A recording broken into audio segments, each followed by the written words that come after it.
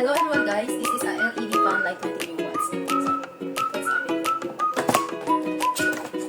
Now I will show you the 5 pieces of fan blade inside the box. This color white. Then this is the lamp body of LED fan light 23 watts.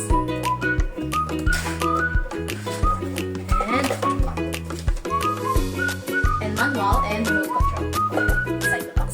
Then I will test the light. Now we are going to test the light of it. Now I turn off the light inside so we can try how bright it is.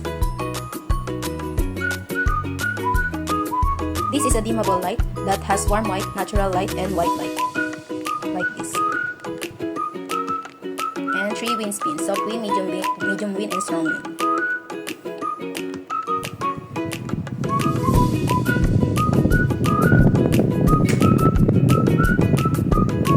We can also set theme for 1 hour, and 2 hours, and then 4 hours. So what are you waiting for? Check out now!